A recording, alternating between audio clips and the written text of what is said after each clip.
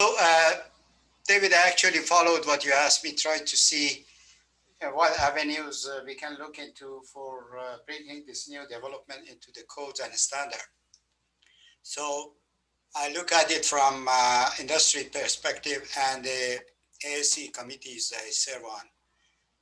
So first, frankly, I've been uh, in contact with this development for a number of years, and I see significant progress actually.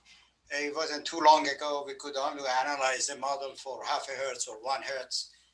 Now with better solution, efficient algorithm and computer power expanding continuously, I believe we have reached 10 hertz or maybe more than that. Pretty soon we are going to cover the full range of frequencies that we are interested in engineering. As you know, in the East Coast, uh, frequencies goes up and up to 50 hertz or so before we get to the peak ground acceleration. So it depends on the location. So I do see some promising notions from this approach that could even help what we are doing right now and improve it. And I'd like to point to those points. Uh, First observation is, as was discussed and presented by many speakers, this approach requires tons of data, starting from fault and fault rupture to regional geology, topography, geophysical data for the whole region. And every time we deal with data, we have variability. Some of them are natural variability, some of them we just don't know. And we have to deal with that. And I'll give you an example. I happen to be working on a project this week in a state where we have not done any site-specific PSHA work. So I decided to use USGS seismic map. And I used both 2014 and 2018 maps that have been published. I came up with the spectra. Then I said, let's compare it USGS with the two other sites where we do have PSHA done. One in the east and one in the west. You have to see that comparison. It's vastly different. At one side, one is significantly higher than the other. At the other side, it's significantly lower than the other.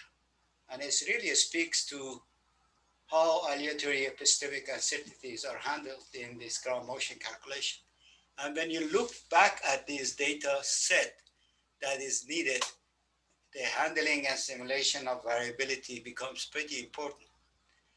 And of course, you always need the judgment of experts, and in this case would be experts from geoscience areas and seismology, multiple areas that have to provide a sound judgment actually as to how you process these variabilities. I think I may be repeating norm here, but I do see verification and more importantly, validation, the key here. The more we can correlate with the data we have with the fault seismic setting and rupture that we have recorded motion for, the more it's going to shine, frankly, and perceived by the community. So I know we have done some, but the more we do, the more weights it really adds to this new methodology.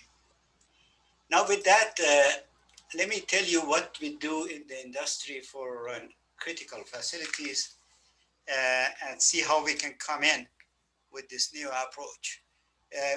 In a nutshell, in one slide, typically we do a PSHA work under a highly regulated shack process. Usually shack level 3 is used. And what they do, they often come up with a hazard at a basement rock, which could be at shallow depths or at very deep depths at the site. Then we go through another rigorous process of site amplification to transfer the hazard from rock to the elevation in the soil we are interested.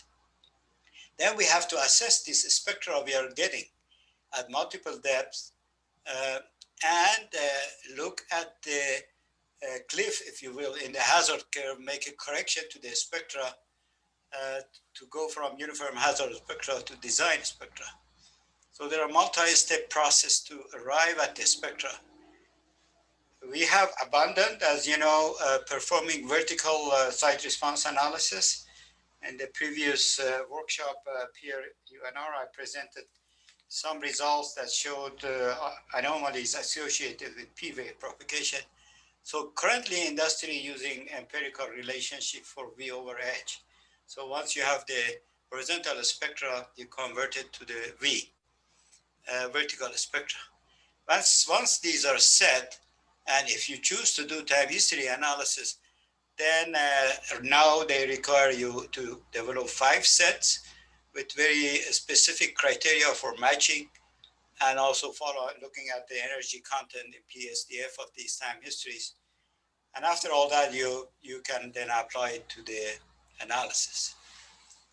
So with that process in mind, at least for critical facilities, I see few opportunities that this new development can help. This is going to be a step-by-step.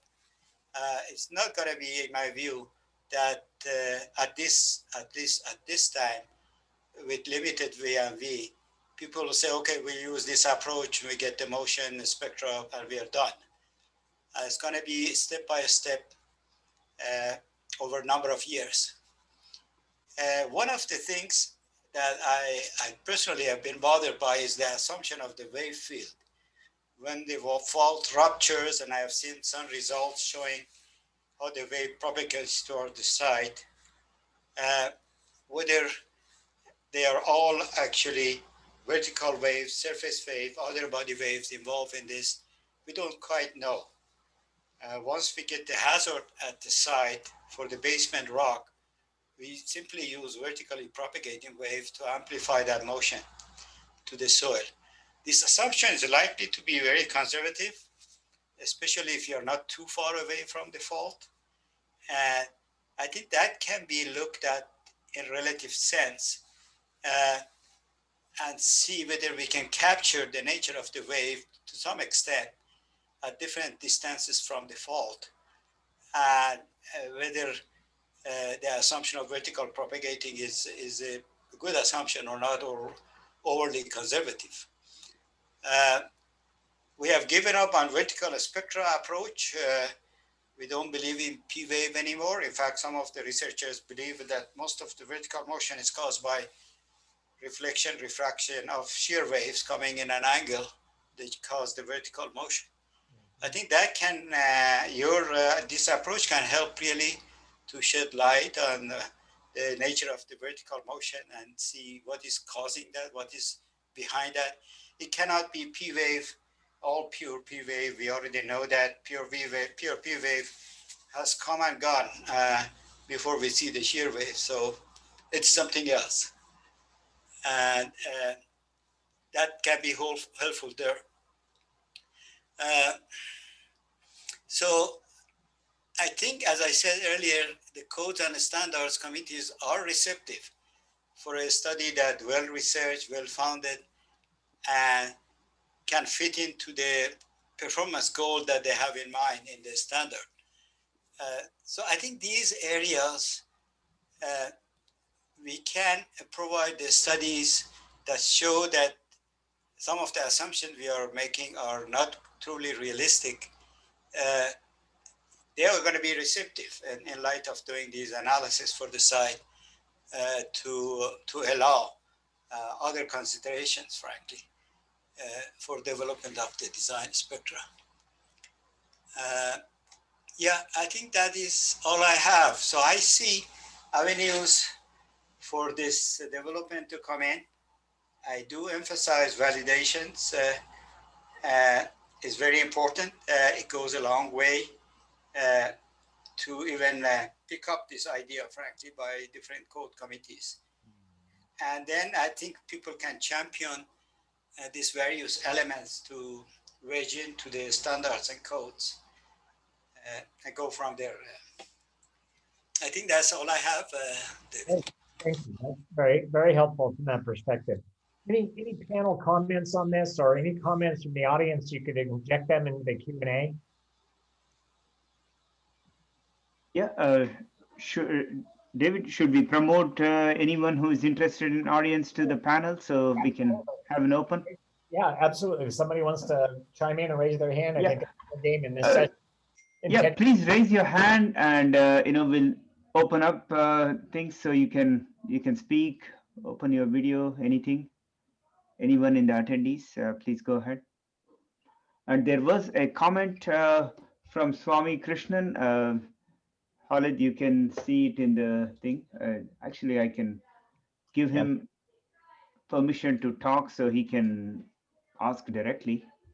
Yeah, that would be fine. Yeah. Yeah, I just saw it.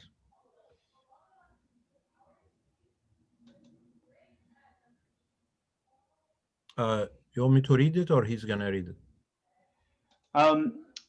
We can ask Swami.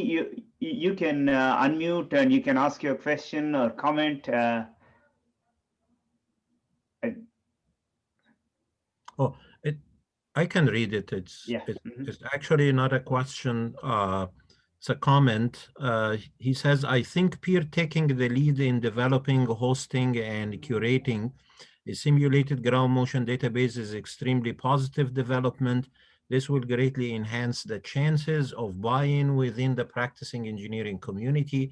As we all know, data from large earthquakes in urban regions is sparse, and preparing for these events, getting our building stock updated